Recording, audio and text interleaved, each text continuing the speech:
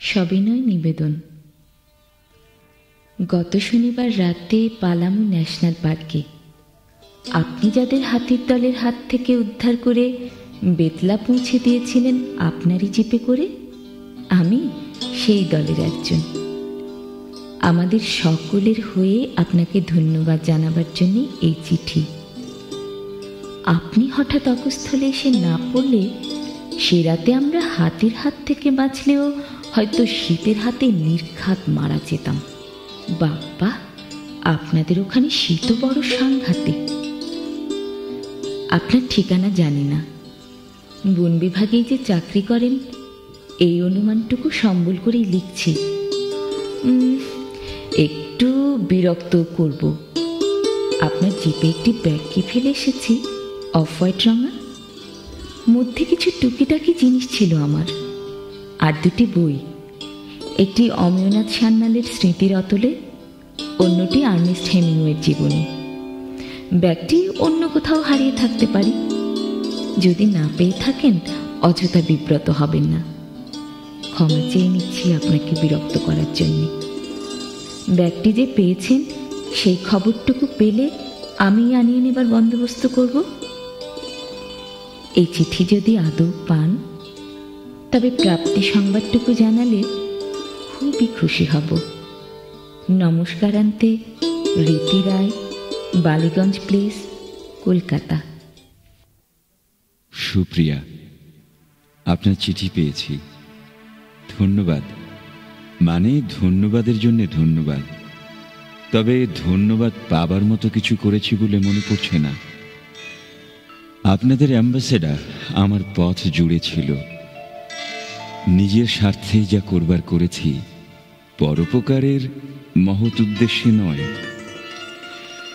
হ্যাঁ, আপনার ব্যাগটি পরদিন সকালে জিপের পেছনে পাওয়া যায়। আমি সে রাতে আপনাদেরকে বেতলার ট্যুরিস্ট লজে নামিয়ে ডাল্টনগঞ্জে এসেছিলাম, পরদিন হেডকোয়ার্টার্সে কাজ ছিল বলে। সন্ধেবেলা বেতলাতে ফিরেই সোজা ট্যুরিস্ট লজে গিয়ে শুনি আপনারা দুপুরেই চলে গেছেন রাঁচিতে। ব্যাগটি আমার কাছেই আছে। নেবার জন্য লোক পাঠালে যদি দিন দশেক পরে পাঠান কৃতজ্ঞ থাকব। দুটি বই পড়ে তারপর হস্তান্তরিত করবার ইচ্ছে। এমন ভালো বই তো এই জঙ্গলে বসে জোগাড় করা প্রায় অসাধ্যই। আপনার কাকিমাকে তো আপনারই সমবয়সী বলে মনে হলো। মিথ্যে বলবো না, একটু অবাকই হয়েছিলাম। ওই ভাঙা গাড়ি করে কি রাঁচি গেলেন? নমস্কার জানবেন। রাজর্ষি, পালামু, বিহার। অপরিচিতেষী, আপনার চিঠির জন্য অশেষ ধন্যবাদ। বই দুটি যত দিন খুশি রাখবেন। হারিয়ে যে যায়নি ওই ঢের, সৎসঙ্গে না হয় কিছুদিন থাকলই। দিনের আলোয় দেখা হলে আমি কিন্তু আপনাকে চিনতেই পারবো না। সত্যি বলতে কি, স্পটলাইটের এক ঝলক আলোয় একবার দেখা মুখ, তার উপরে আপনার মাথায় ছিল ধুলোয় ভরা বাদুড়ের টুপি। আমার কিন্তু ধারণা ছিল বাদুড়ে টুপি পরেন শুধুমাত্র কেদার বদ্রী যাত্রী, হাতে লাঠি রিটায়ার্ড কুঁদুলে বুড়োরাই। খুবই অবাক হয়েছিলাম অল্প বয়সী বনপালকের মাথায় অমন টুপি দেখে। জানেন, ওই হাতের দঙ্গলের মধ্যে নেমে আপনি যখন আমাদের এক এক করে অসীম দুঃসাহসে উদ্ধার করে আপনার জিপে উঠাচ্ছিলেন, তখন কাকিমা ফিসফিস করে বলছিল, দেখ দেখ অরণ্যদেব। সত্যি হাতিরা কি আপনার পোষা? আপনি রাঁচি কখনো গেলে কাকাদের ওখানে অবশ্যই যাবেন, নইলে আমরা ঋণ শোধ করা তো দূরের কথা, শিকার পর্যন্ত করার সুযোগ পাব না। আর আদৌ কলকাতায় আসেন কিনা জানি না। সে রাতে নামটি শুধু বলেছিলেন, আপনার ডেজিগনেশন, ঠিকানা কিছুই তো জানবার উপায় ছিল না এই স্বল্প সময়ে। জানাবার জন্য ব্যগ্র ছিলেন না তাও বুঝেছিলাম। শীতের রাতে উষ্ণ ঘরে স্ত্রী গরম খাবার নিয়ে নিশ্চয়ই অপেক্ষা করছিলেন। তারা দেখেই বুঝেছিলাম। পুরুষরা বেশি কথা বললে খারাপ লাগে, কিন্তু আপনার মতো প্রায় মৌনী মানুষ নিয়ে বিপদও বোধহয় কম নয়। ভালো থাকবেন, রীতি রায়।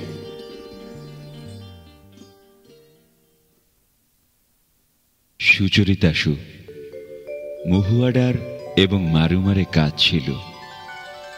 আজই সন্ধেবেলা ফিরে আপনার চিঠি পেলাম।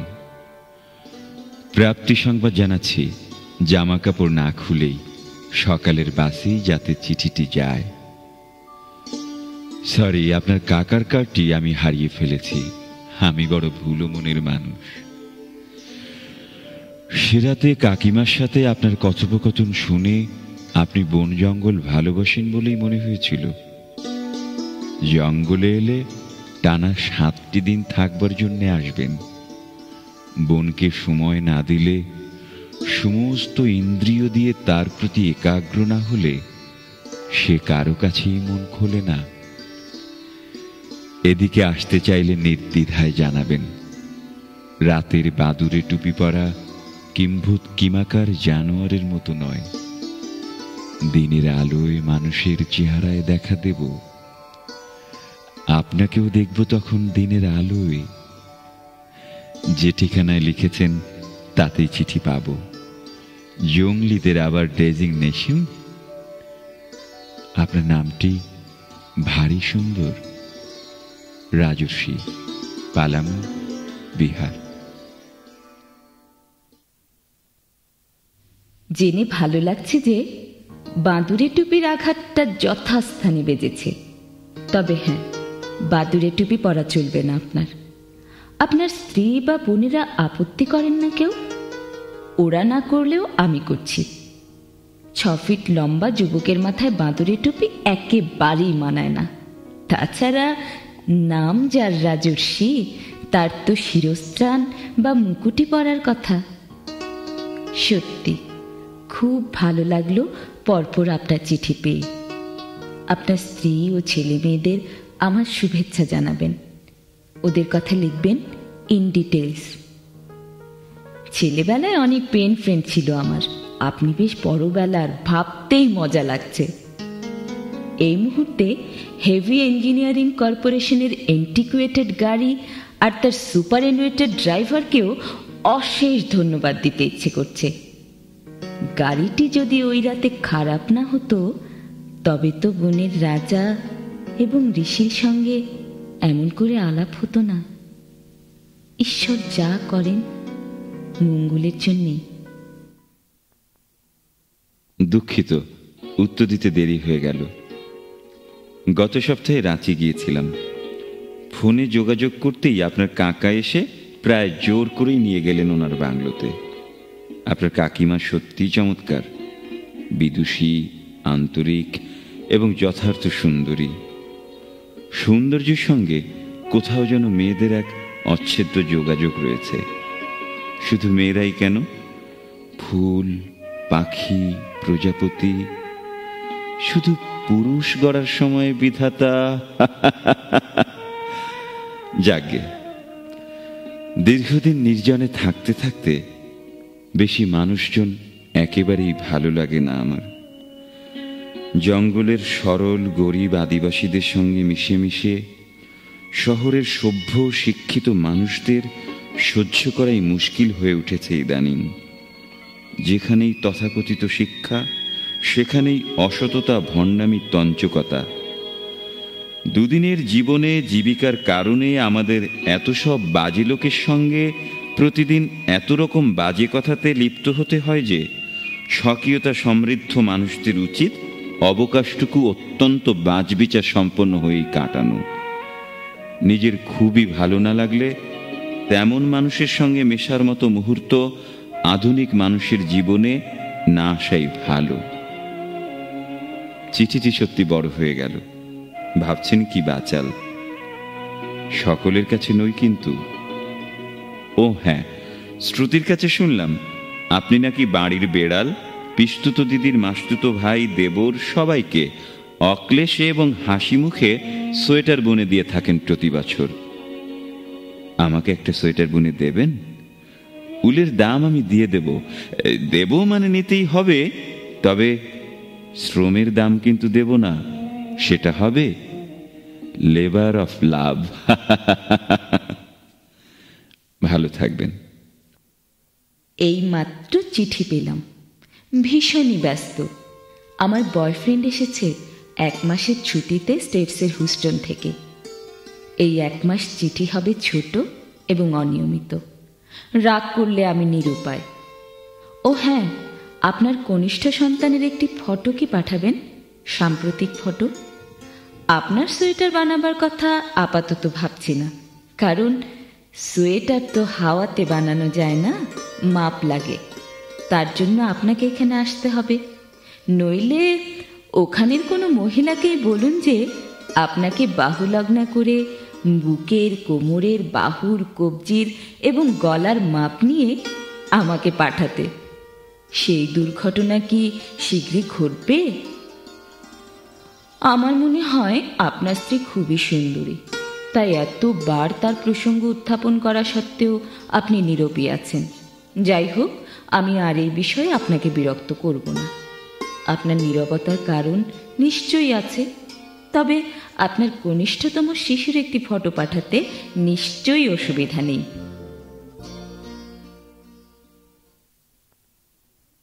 অরণ্যদেব। এ কি রসিকতা আপনার! আজ সকালের ডাকে আপনার পাঠানো একটি বাঘের বাচ্চার ফটো পেয়েছি।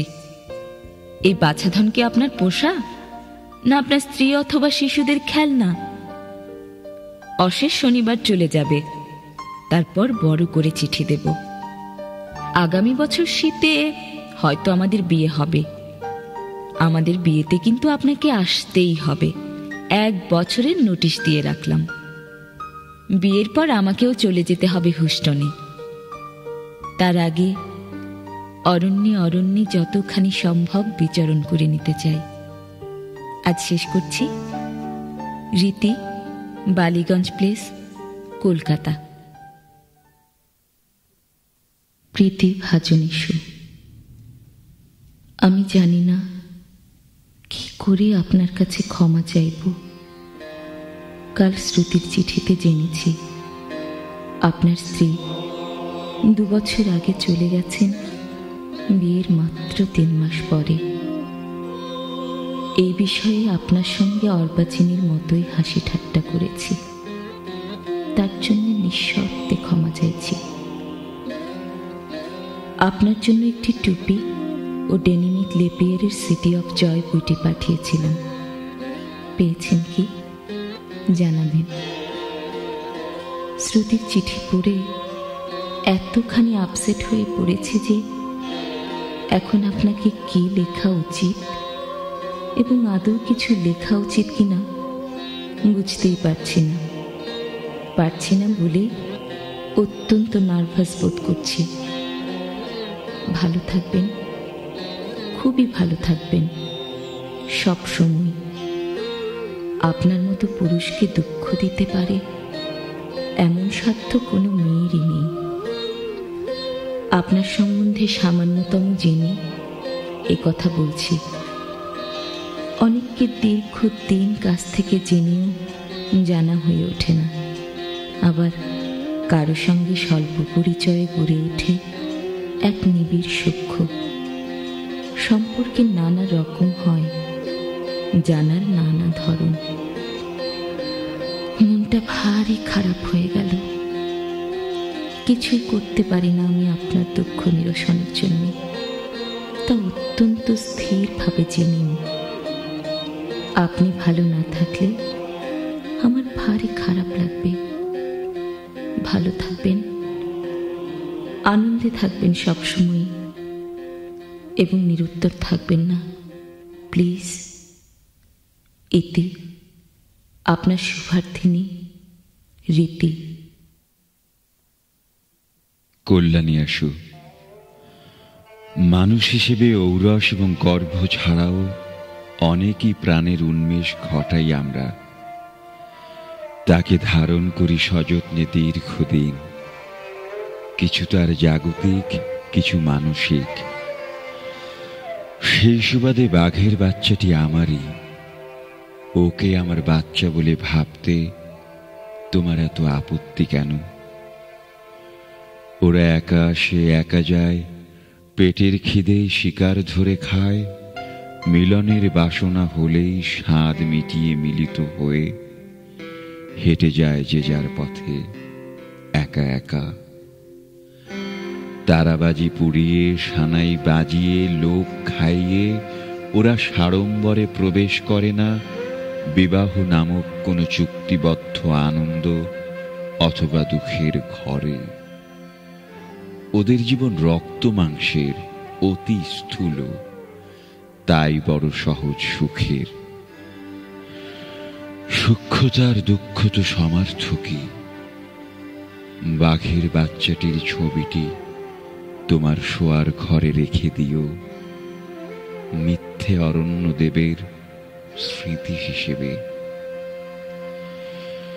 তুমি শ্রুতির কাছ থেকে আমার সম্পর্কে অনেক কিছু জেনেছ জেনে একদিকে যেমন স্বস্তি লাগছে, অন্যদিকে লজ্জাও।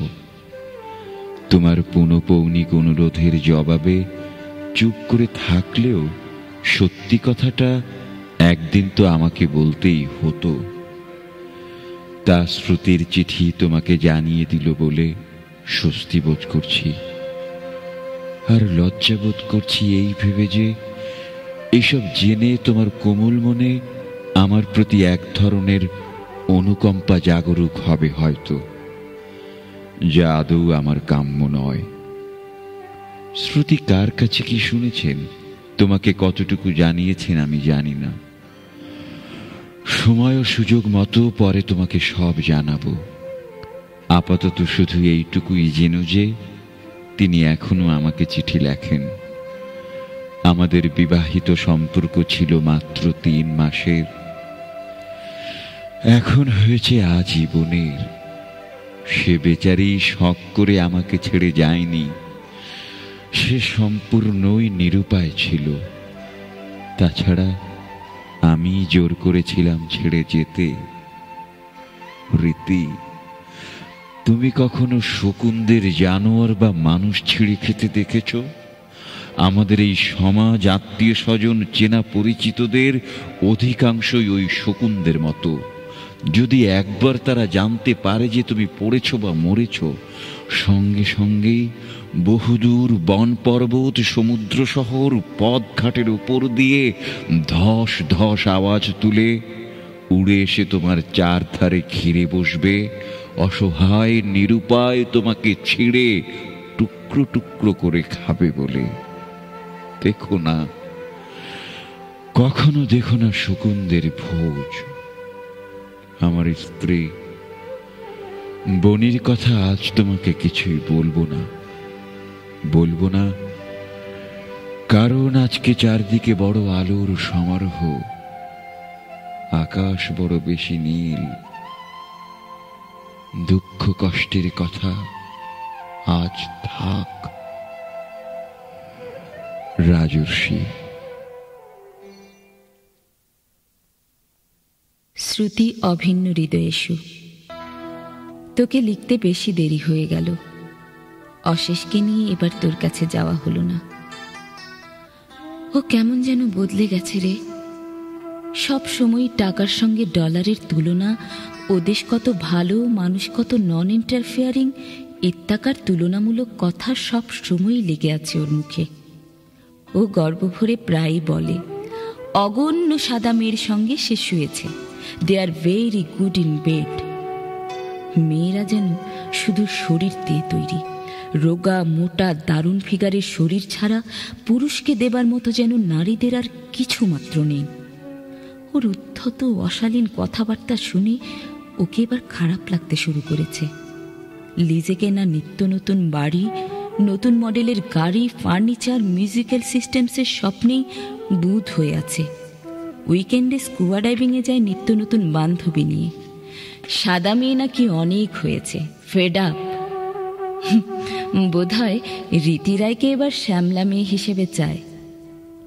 যে কৃতি ছেলে বৃদ্ধ বাবা মার দায়িত্ব অস্বীকার করে, যার কাছে জীবন আর সব রকম ভোগ সমার্থক, যার কাছে নারী মানে নানা রঙা শরীর মাত্র। He is not my cup of tea at all.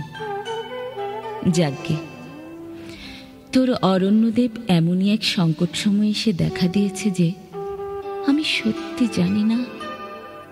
মানুষটি ভারী ভালো রে, আপাতত এইটুকুই শুধু বলতে পারি। তবে তুই যতই ভয় পাস, প্রেমে পড়ার বয়স আর নেই। ভালো থাকিস। রীতি, বালিগঞ্জ প্লেস, কলকাতা। রীতি রায়। পুলোভারটি সত্যি দারুণ হয়েছে। রংটি এতই পরিশীলিত যে জঙ্গলে তার পর্যাপ্ত অমর্যাদাই হবে। পুলোভারটি পড়লে আমার এমনই এক অনুভূতি হয় যে পেছন থেকে যেন লতানো হাত দুখানি দিয়ে তুমি আমাকে জড়িয়েই আছো শীতের পড়ন্ত বেলায়। কল্পনাতে তো দোষ নেই, কলঙ্ক নেই। অশেষ কি চলে গেছেন জানিও, তার জন্যে মন খারাপ হলে আমাকে আরো বেশি করে লিখো। আমি চিঠি লিখে তোমার বিরহ ভার লাঘব করব। কোনো কোনো মানুষের কপাল বোধহয় রবীন্দ্রনাথের পানা পড়া এঁদো পুকুরেরই মতো। তাদের জীবনে রাজহাঁসেরা আসে না কোনো দিনও। চৌধুরী দম্পতির হাতে তোমার জন্য সুজান ভেগার একটি অ্যালবাম পাঠালাম। ওর আশ্চর্য সুন্দর প্রত্যেকটি গানও ওরই লেখা। একটা গান আছে, নাম ল্যাঙ্গুয়েজ। গানটি শুনলে আমার মনে হয় চিঠি টিঠি লেখার কোনো মানেই হয় না। চিঠি লিখে কথা বলে, এমনকি কারো সঙ্গে সঙ্গমে লিপ্ত হয়েও একজন আধুনিক মানুষ অন্যজনকে তার যা বোঝাবার তা বোঝাতে পারে না। এ বড় কষ্টের রীতি। মানুষ হয়ে জন্মানোই বড় কষ্টের। ভালো থেকো। রাজর্ষি।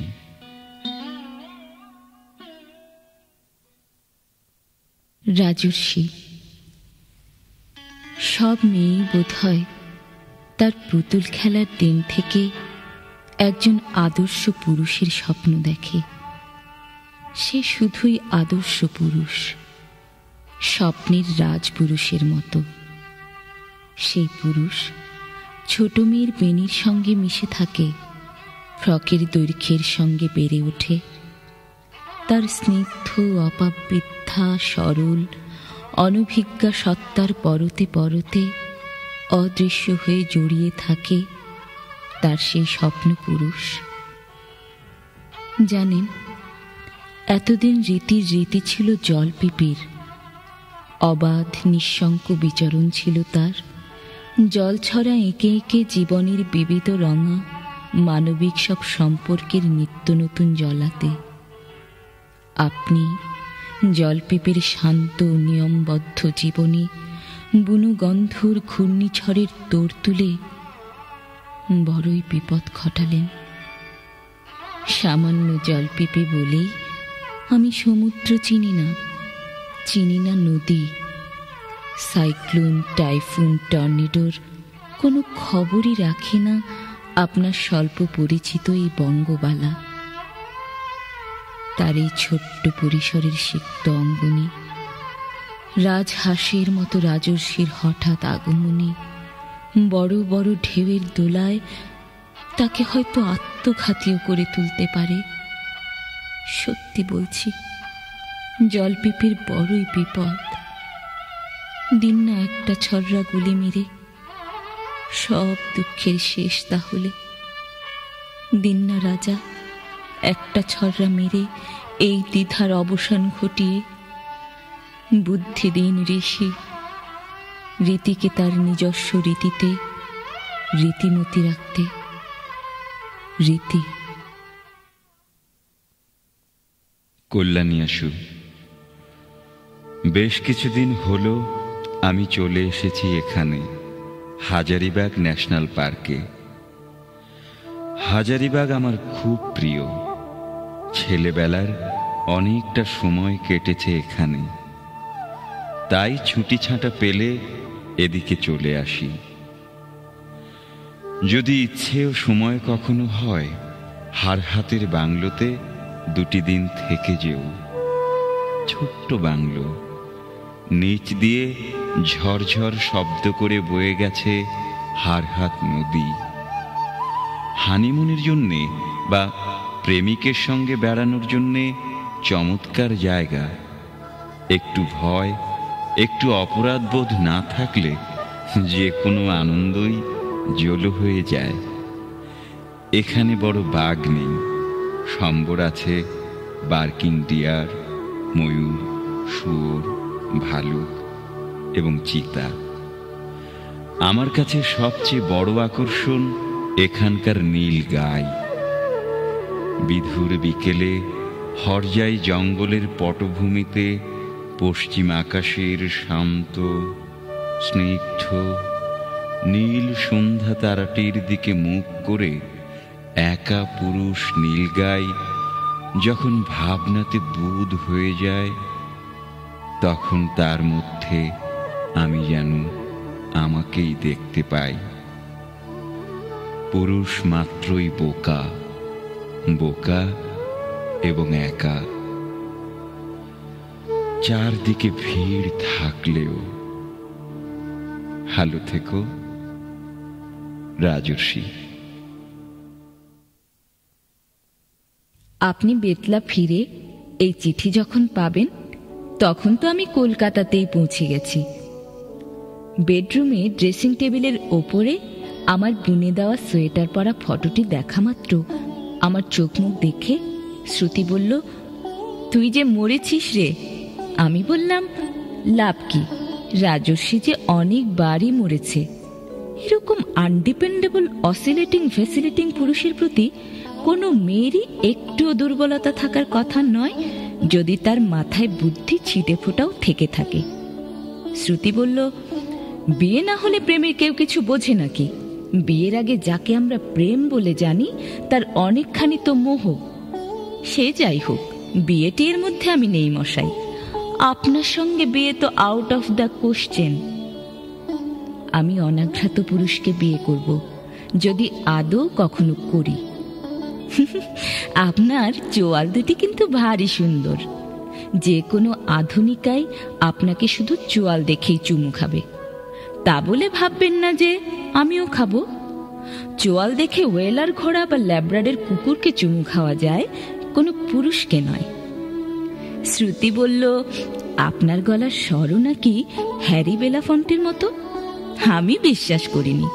শ্রুতি আপনার প্রেমে পড়েছে তাই। প্রেমে পড়া হতভাগিনীদের একটি কথাও ধর্তব্যের মধ্যে নয়। আমি লিভারে ম্যানেজমেন্ট ক্যাডারে একটা চাকরি পেয়েছি। প্রথমে বম্বে যেতে হবে, তারপর জানি না কোথায়। বাবা ন্যাচারালি খুবই আপসেট। ওনারও ফিরে যাবার সময় হলো।